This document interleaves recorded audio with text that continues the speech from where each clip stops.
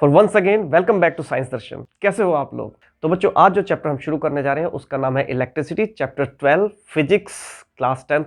तो बच्चों, आज के हमारे टॉपिक्स हैं करंट, इलेक्ट्रिसिटी और दूसरा चार्ज। बच्चों, आप लोग जानते हैं कि इलेक्ट्रिसिटी क्या है? कई बार जब ये क्वेश्चन मैंने अपने स्टूडेंट से किया तो कईयों ने मुझे जवाब दिया, सर वो चीज़ जिससे हम चिपक जाते हैं, या फिर ऐसे जिससे झटका लगता है। ये सब डेफिनेशंस बच्चे देते हैं, अपने आप से डिफाइन करते हैं उसको। बट एक्चुअली साइंस में हम उसको क्या कहेंगे? हमें ये देखना है कि हमें एग्जाम के पॉइंट ऑफ व्यू से हमारा क्या रिप्लाई होना चाहिए। इसमें इलेक्ट्रिसिटी है क्या? वो चीज़ जिसको हम यूज़ करते हैं अपने घर के अप्लायंसेस को, हाँ, अपने घर में मिक्सर जूसर को, टीवी को, मोबाइल को चार्ज करने के लिए, सभी तरह की चीज़ें। मतलब एक ऐसी चीज़ जिसके थ्रू हम अपने घर के सारे जो इलेक्ट्रिकल अप्लायंसेस हैं उनको हम ऑपरेट करते हैं, वो इलेक्ट्रिसिटी है। लेकिन एक्चुअली इलेक्ट्रिसिटी सही मायने में है क्या? इलेक्ट्रिसिटी है करंट। और करंट क्या है? तो बच्चों, ये टॉपिक है हमारा आज का। सबसे पहला टॉपिक हमारा है आज का करंट। हम कहेंगे इसे electric current.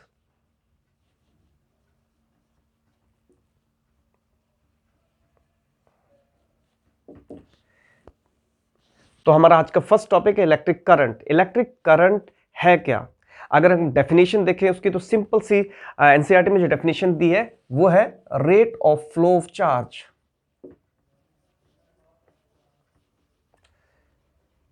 Rate of flow of charge is called electric current. हम ये भी कह सकते हैं कि amount of charge that is flowing through a circuit per unit time. दूसरी इसकी डेफिनेशन ये भी बन सकती है, amount of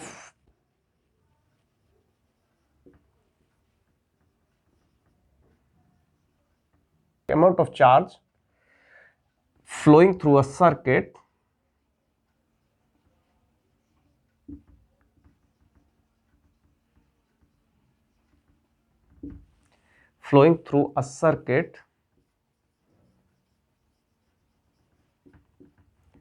per unit time।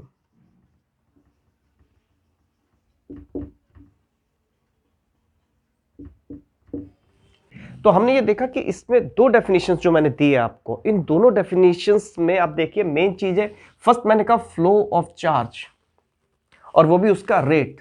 यहां पे रेट का मीनिंग क्या है? रेट जो है वो हमारा है टाइम। ये इसकी बात कर रहे हैं हम, टाइम की। Rate is the time. Rate of flow of charge यानी कि पर यूनिट टाइम कितना चार्ज फ्लो कर रहा है किसी सर्किट में। हमारे पास में हमने देखा बल्ब्स होते हैं, जो बल्ब जो ग्लो कर रहा होता है, तो उसको ग्लो करने के लिए बल्ब को हमें एक सर्किट सेट करना पड़ता है। सर्किट मीन्स हमारे पास एक वायर है, सपोज ये हमारे पास सर्किट है, यहां पर सपोज एक बल्ब लगा हुआ है, ये हम बल्ब इसको इस तरह से शो करते हैं, ठीक है। यहां पर हमने इसके एक बैटरी लगाई है। इन सारी चीजों को हम समझेंगे, बैटरी क्या होती है, बल्ब क्या होता है, सारी चीजों को किस तरीके से, इनके ये सिंबल्स हैं वो सब हम दिखाते हैं। ये पॉजिटिव, ये नेगेटिव टर्मिनल। यहां पर हमने सपोज एक की लगा दी है इस जगह पे, ये हमारा बल्ब है जो ग्लो करेगा। अब हम देखते हैं कि ग्लो करेगा कब? जिस समय पे हम इसको स्विच को ऑन कर देते हैं तो उस समय पे पॉजिटिव से नेगेटिव टर्मिनल की तरफ को इलेक्ट्रिसिटी फ्लो करने लगती है ना, जो करंट फ्लो करने शुरू कर देता है। तो ये जो करंट फ्लो कर रहा है इसके कारण बल्ब हमारा ग्लो करेगा। बोर्ड एग्जाम में आप ध्यान रखिए कि जब हम रिप्लाई देते हैं तो आपके माइंड में ये चीज क्लियर होनी चाहिए कि इसके कीवर्ड्स क्या है किसी भी डेफिनेशन के। अब इस डेफिनेशन में देखा जाए तो रेट और चार्ज, ये दोनों कीवर्ड्स हैं जो मोस्ट इंपोर्टेंट है, आपको देने देने, अदरवाइज तो आपकी डेफिनेशन बेकार है। सिर्फ फ्लो कर रहे हैं तो क्या कर रहे हैं कुछ पता नहीं। दूसरी चीज, अगर ये डेफिनेशन देते हैं तो अमाउंट ऑफ चार्ज मेन चीज है, charge flowing through a circuit per unit time. तो मेन चीज वो ये डेफिनेशन हमने किसी भी तरीके से दी, यहां पे मैंने इसको एलोबरेट कर दिया, खोल दिया उसको, ठीक है ना, एलोबरेट करके बताया, थोड़ा डिटेल में बताया आपको, और इस केस से मैंने आपको शॉर्ट में बताया। लेकिन दोनों टर्म्स मेरी यहां पर आए, दोनों कीवर्ड, डेफिनेशन के कीवर्ड्स हमारे इसके यही है, एक तो टाइम और एक ये चार्ज। तो ये दोनों चीजें आपकी डेफिनेशन में आनी ही चाहिए, अदरवाइज तो आपकी डेफिनेशन वो यूजलेस है, ठीक है। तो rate of flow of charge means कि नंबर ऑफ इलेक्ट्रॉन्स या फिर charge flowing through a circuit. SI unit of current, ऐसा यूनिट ऑफ करंट है एम्पियर। एम्पियर, एम्पियर एक साइंटिस्ट थे, फ्रेंच साइंटिस्ट, जिनका नाम था एंद्रे मैरी एम्पियर। उनके नाम पर, उनके नाम के लास्ट में जो एम्पियर था उसी को डेडिकेट किया गया ये नाम, और ये यूनिट का नाम रखा गया करंट की यूनिट का एम्पियर। करंट को डिनोट किससे करते हैं? हम शो करते हैं करंट को आई से। This is the symbol of current equals to Q upon T. ये हमारा फॉर्मूला है करंट को मेजर करने का, नापने का। हमने कहा था current is the rate of flow of charge, और जहां पे रेट क्या था? टाइम। चार्ज को नाप रहे हैं हमने, ये दिया चार्ज, और रेट मींस टाइम, वो हमने नीचे लगा दिया। यानी कि चार्ज पर यूनिट टाइम जो फ्लो कर रहा है किसी सर्किट में, वो हमारा करंट है, जिसको हम एम्पियर से शो करते हैं, उसकी यूनिट जो है। फॉर एग्जाम्पल हम कह सकते हैं किसी सर्किट में 10 एम्पियर का करंट फ्लो कर रहा है, तो हम कहेंगे I इक्वल्स टू 10 एम्पियर। मान लीजिए न्यूमेरिकल में कहता है कि आपके पास कोई सर्किट है जिसमें 10 एम्पियर का करंट फ्लो कर रहा है, तो आप शो को लिखेंगे उसको I इक्वल्स टू 10 एम्पियर। ठीक है। अब इसके बाद में आता है चार्ज, कि आखिर ये जो चार्ज है जो फ्लो कर रहा है वो क्या चीज है। बहुत इंपॉर्टेंट कॉन्सेप्ट है, इसको ध्यान से आप समझिएगा, क्योंकि सिर्फ चार्ज का मतलब सिर्फ चार्ज नहीं है, नंबर ऑफ इलेक्ट्रॉन्स की बात भी कर रहे हैं हम यहाँ पर। तो अब शुरू करते हैं चार्ज के बारे में। चार्ज की बात अगर हम करें तो it is the fundamental property of any particle. Fundamental property means कि मान लिया हमारे पास में कोई भी एक, सपोज मैंने कहा ये एक हमारे पास में कोई मास है। मास मीन्स कि किसी भी कोई ऑब्जेक्ट है, उसके अंदर जो कितना मटेरियल फिल हुआ है इसके अंदर, चाहे वो रबर हो, चाहे प्लास्टिक हो, चाहे आयरन हो, कुछ भी चीज हो, इसके अंदर जो फिल हुआ मटेरियल जो होता है वो होता है उसके अंदर का मास, जिसको हम डिनोट करते हैं m से, मास। ठीक है।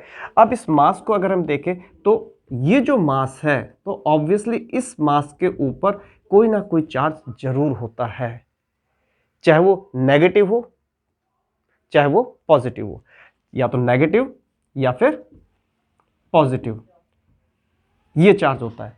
तो ये जो चार्ज हमने कहा किसी मास का या किसी भी ऑब्जेक्ट का या किसी पार्टिकल का, पार्टिकल भी कह सकते हैं, जरूर नहीं कितना बड़ा ही हो, वो जरा सा पॉइंट भी है, अगर पॉइंट चार्ज भी है, जरा सा भी है, कोई मास है, तो उसके ऊपर भी कोई चार्ज हो सकता है, पॉजिटिव या नेगेटिव। ठीक है। तो अगर हमने कहा पॉजिटिव, तो इसका मतलब उसके ऊपर पॉजिटिव चार्ज, यानी कि हम प्रोटॉन की बात कह सकते हैं जिसपे पॉजिटिव चार्ज होता है, और नेगेटिव चार्ज हम इलेक्ट्रॉन कह सकते हैं। ठीक है। जिस समय हम बात कर रहे हैं किसी पॉइंट चार्ज की, तो सिर्फ पॉजिटिव या नेगेटिव की टर्म्स से बात करेंगे, और जब हम कहते हैं किसी मास की, तो इट मींस उस पर पॉजिटिव और नेगेटिव चार्जेस हो सकते हैं, है ना। तो अब हम देखते हैं कोई ऑब्जेक्ट पॉजिटिव कब होगा या फिर कोई ऑब्जेक्ट नेगेटिव कब होगा, यानी उसके ऊपर वो चार्ज पॉजिटिव या नेगेटिव कब होगा। जनरली बच्चे क्या सोचते हैं कि अगर पॉजिटिव कहा तो इसका मतलब इसके अंदर पूरे में पॉजिटिव चार्ज फिल है, और अगर नेगेटिव कहा तो इसके अंदर नेगेटिव चार्ज फिल है। ऐसा कभी नहीं होता है, इस चीज को ध्यान से समझना। जब हमने कहा पॉजिटिव चार्ज, तो इसका मतलब किसी भी मास के अंदर हमेशा इलेक्ट्रॉन्स और प्रोटॉन्स दोनों प्रेजेंट होते हैं। नॉर्मली अगर हम देखें तो इलेक्ट्रॉन्स भी और प्रोटॉन्स भी, और जिस समय पे इलेक्ट्रॉन्स, नंबर ऑफ इलेक्ट्रॉन्स ज्यादा होंगे इन कंपैरिजन टू प्रोटॉन्स, तब उस केस में उसके ऊपर हम कहते हैं चार्ज नेगेटिव है, जब इलेक्ट्रॉन ज्यादा होंगे, क्योंकि इलेक्ट्रॉन पे नेगेटिव चार्ज होता है। इस बात को ध्यान से समझना आप लोग। हम ये नहीं कह सकते कि अगर हमने कहा नेगेटिव चार्ज है तो सिर्फ उस पर इलेक्ट्रॉन्स है, ऐसा नहीं है, प्रोटॉन्स भी है उसमें, लेकिन नंबर ऑफ इलेक्ट्रॉन्स ज्यादा है, तब हम कहेंगे कि वो ऑब्जेक्ट हमारा नेगेटिवली चार्ज्ड है, हम ये बोल देते हैं। और अगर पॉजिटिव चार्ज ज्यादा है या नंबर ऑफ प्रोटॉन्स ज्यादा है, तो हम कहते हैं कि वो पॉजिटिव है। बात क्लियर। अब इसके बाद में आता है कि थर्ड कंडीशन, जिस समय हम कहते हैं कि ये न्यूट्रल है। कभी कभी ये भी कहा जाता है कि ये ऑब्जेक्ट न्यूट्रल है। तो न्यूट्रल का मतलब क्या हुआ? न्यूट्रल का मतलब ये नहीं कि इन दोनों में से कोई नहीं है, ऐसा नहीं है, बल्कि उस केस में number of protons and number of electrons and number of protons दोनों बराबर होते हैं, इक्वल्स होते हैं। उस कंडीशन में वो इक्वल होते हैं। ठीक है। तो अगर बराबर है तो उस केस में वो न्यूट्रल हो जाएगा। बात क्लियर। पहली चीज मैंने बताया मास क्या है, बताया कि आपको चार्ज क्या है। चार्ज हमारे ये पॉजिटिव और नेगेटिव दोनों हो सकते हैं चार्जेस जो है। ठीक है। अब चार्ज की डेफिनेशन क्या है, तो हम कहेंगे it is the fundamental property of A particle. हमारा पार्टिकल ये, मैंने कहा कि ये पॉइंट साइज पार्टिकल है, इसकी फंडामेंटल प्रॉपर्टी या तो नेगेटिव होगा या पॉजिटिव होगा।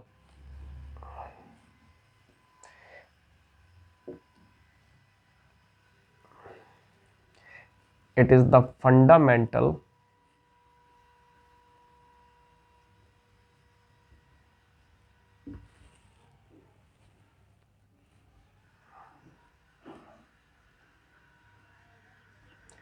property of a particle.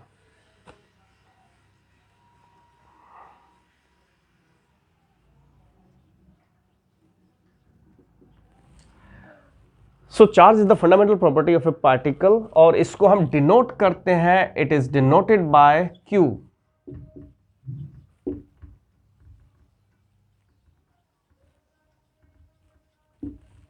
It is denoted by Q. ठीक है, फंडामेंटल प्रॉपर्टी है पार्टिकल की, इसको हम Q से डिनोट करते हैं। और अगर इसका फॉर्मूला देखा जाए या फिर इससे पहले इसकी यूनिट देखते हैं, इसकी ऐसा यूनिट क्या है, यूनिट है इसकी कूलम।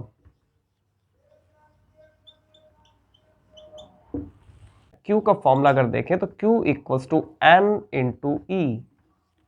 पहले हम देखते हैं E क्या है, E है इलेक्ट्रॉन, जो हमारा इलेक्ट्रॉन होता है उस पे जो एलिमेंट्री चार्ज होता है, एक इलेक्ट्रॉन पे जितना चार्ज होता है उसे हम बोलते हैं एलिमेंट्री चार्ज, एलिमेंट्री चार्ज जिसे हम कह रहे हैं E।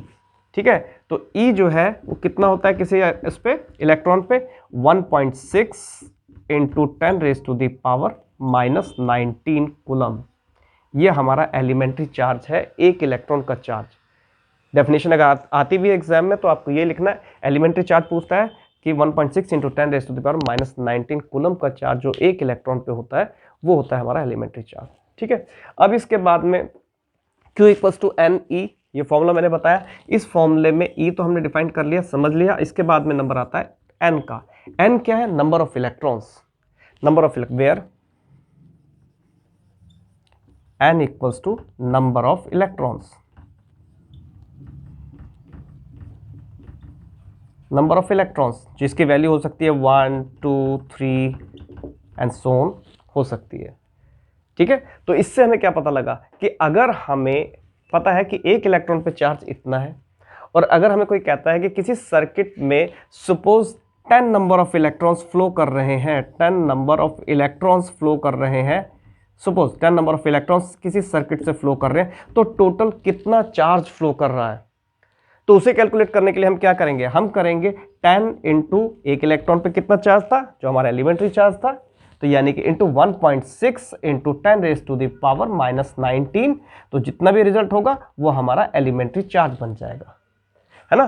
तो 10 से जब हम करेंगे कितना हो जाएगा, हमारा ये बन जाएगा 1.6 into 10 raise to the power -18, इतना चार्ज बन जाएगा, क्योंकि ये 1.6 इंटू 10 से इतना हमारा कूलम का चार्ज फ्लो कर रहा होगा किसी सर्किट में। ठीक है, तो इससे पता लग रहा है हमें कि हमारा जो चार्ज है वो नंबर ऑफ चार्ज, जो इलेक्ट्रॉन्स जो फ्लो करते हैं किसी सर्किट में, वो हमारा एक्चुअली देखा जाए तो वो करंट होता है और वही हमारा चार्ज होता है। तो चार्ज की डेफिनेशन ले तो हम कहेंगे किसी सर्किट से कितने इलेक्ट्रॉन्स फ्लो कर रहे हैं, वो हमारा क्या होगा, चार्ज हो जाएगा। उसके ऊपर वो इलेक्ट्रॉन जितने फ्लो कर रहे हैं उनके ऊपर टोटल चार्ज जो है वो हमारा उस सर्किट का चार्ज बन जाएगा।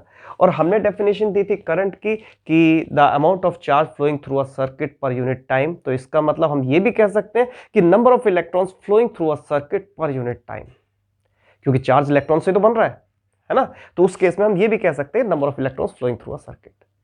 ठीक है, तो ये हमारा चार्ज और करंट दोनों को हमने डिटेल में समझा। इसके बारे में हमारे पास जो एक फॉर्मूला आया Q equals to N E, इसके अलावा अगर हम दूसरी तरीके से इसका फॉर्मूला देखें, जैसे हमने करंट का फॉर्मूला हमने कहा था I equals to Q upon T, ये हमारे पास फॉर्मूला था एक, है ना।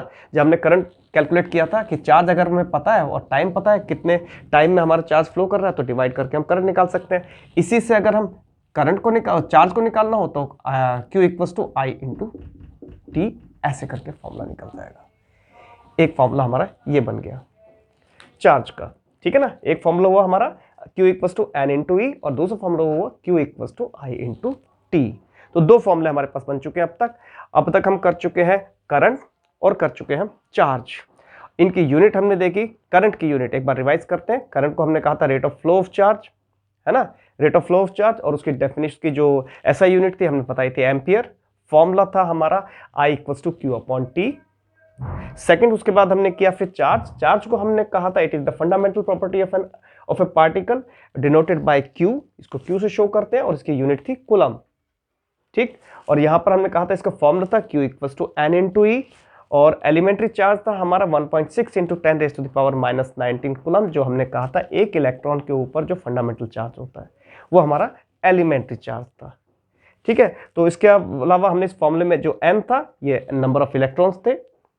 अगर हमें किसी सर्किट में नंबर ऑफ इलेक्ट्रॉन्स पता है कितने फ्लो कर रहे हैं तो हम ये भी बता सकते हैं बड़े आराम से कि उसमें तो टोटल चार्ज कितना फ्लो कर रहा है। उसके लिए हम नंबर ऑफ इलेक्ट्रॉन्स को मल्टीप्लाई कर देंगे एलिमेंट्री चार्ज से तो निकल के आ जाएगा।